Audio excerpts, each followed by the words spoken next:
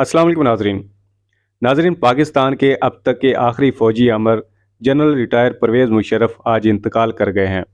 12 अक्टूबर 1999 के दिन जब जनरल परवेज़ मुशर्रफ ने इक़्तिदार पर कब्जा किया तो उन्होंने खिताब किया और कहा, बहनों और भाइयों, आपकी मुसल्लह अफवाज ने कभी आपको मायूस नहीं किया और ना कभी करेंगी। इंशाअल्लाह हम इस मुल्क की सालमियत और खुद मुख्तारी की हिफाजत अपने खून के आखिरी कतरे तक करेंगे।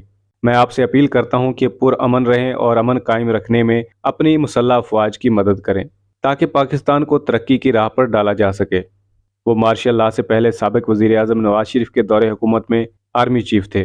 कारगिल का महाज दोनों के तल्लुकात की खराबी की बड़ी वजह बना, जिसके बाद नवाज शरीफ ने आर्मी चीफ तब्दील करना चाहा और परवेज़ मुशर्रफ ने फौजी ताकत के सहारे हुकूमत का तख्ता उल्ट दिया। परवेज़ मुशर्रफ 11 अगस्त 1943 को दिल्ली में पैदा हुए। तकसीम के बाद उनके वालिदैन नकल मकानी करके पाकिस्तान आ गए।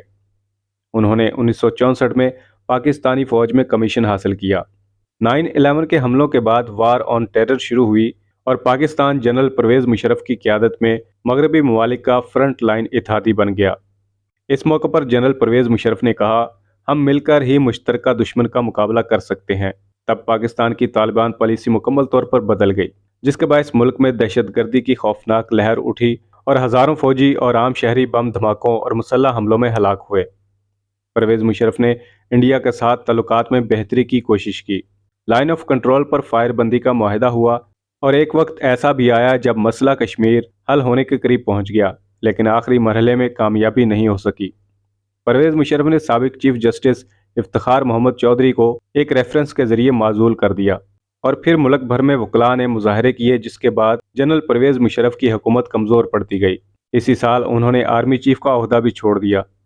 2008 के इलेक्शंस के बाद पाकिस्तान पीपल्स पार्टी इक़्तिदार में आई।